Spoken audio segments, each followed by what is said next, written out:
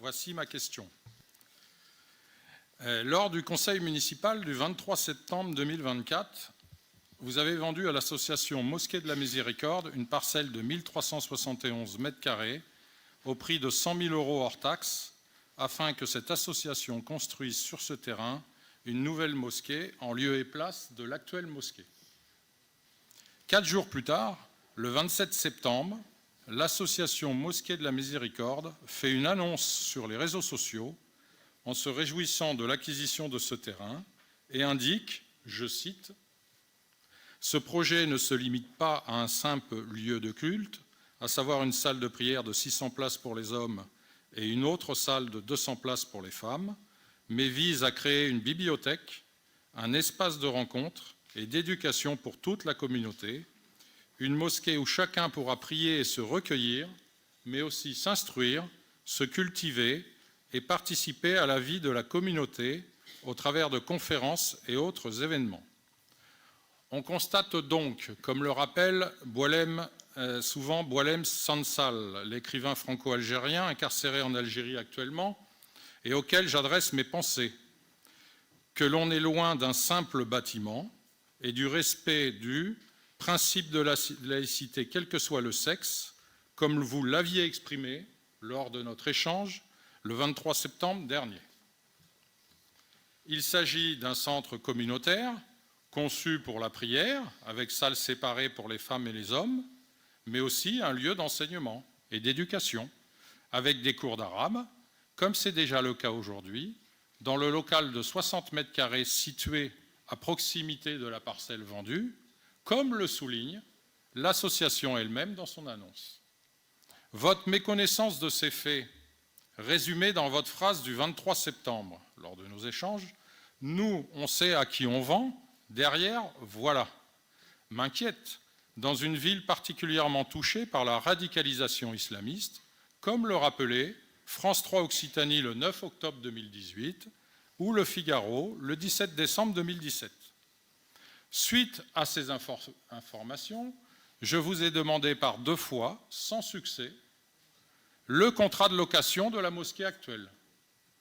Et je me suis procuré votre décision du 26 juin 2024, numéro 194, qui concerne la mise à disposition de l'ancienne maison EDF de 60 mètres carrés qui jouxte l'actuelle mosquée, où a eu lieu, les 24 et 25 décembre 2022 et le 27 mars 2023, 2 conférences de l'Institut des études et sciences humaines, l'IESH, qui est proche de la confrérie des frères musulmans, qui est elle-même une association inscrite comme organisation terroriste par certains pays et qui est interdite dans son pays d'origine, l'Égypte. Dans cette décision, on apprend que la mise à disposition de ce local de 60 mètres carrés est consentie moyennant une redevance trimestrielle de 300 €, soit 100 € par mois, 100 € par mois. Loyer dérisoire qui est interdit par la jurisprudence en matière de location d'un terrain ou local à une association cultuelle, comme le rappelle le rapport d'information du Sénat du 17 mars 2015 sur les collectivités territoriales et le financement des lieux de culte. Donc, Madame le maire, je vous réitère donc ma demande d'obtenir le contrat de location de l'actuelle mosquée comme la loi m'y autorise. Au vu des éléments développés, ma question orale est la suivante.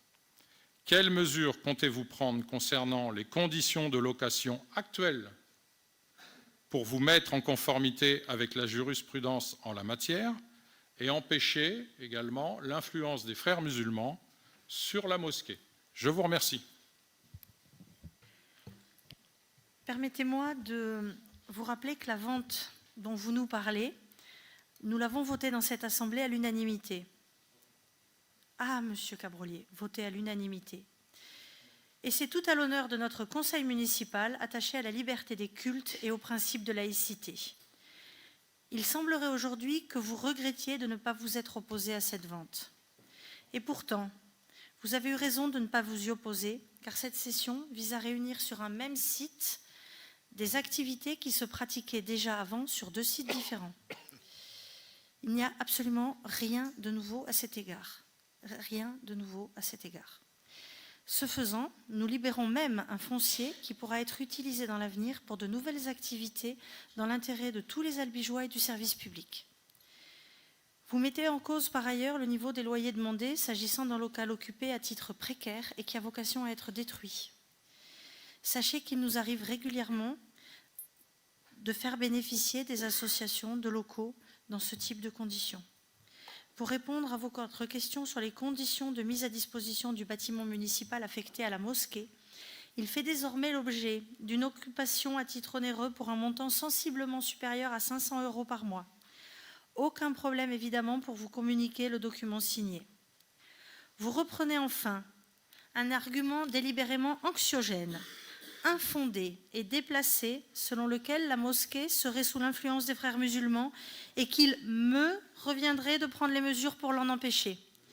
Ce faisant, vous procédez délibérément par amalgame pour jeter l'opprobre sur une communauté qui entend pouvoir continuer à vivre dignement son culte. Ce faisant, vous faites tout aussi délibérément porter sur le maire une responsabilité qu'il n'a pas, avec une arrière-pensée politique dont personne n'est dupe. Or, vous commettez là une double faute, en tenant pour acquis que cette mosquée serait sous une telle influence d'une part, et que d'autre part, il me reviendrait de prendre des mesures pour empêcher une influence dont nous n'avons pas connaissance. C'est absolument ubuesque. J'ai bien sûr sollicité les services de l'État au plus haut niveau, comme je le fais très régulièrement, car c'est à eux et à eux seuls qu'incombe cette mission que vous voudriez que le maire exerce. Et pour tout vous dire et apaiser vos inquiétudes, ils se sont montrés particulièrement rassurants. L'ordre du jour du Conseil étant maintenant épuisé, je vous remercie et vous souhaite, pardon, excusez-moi.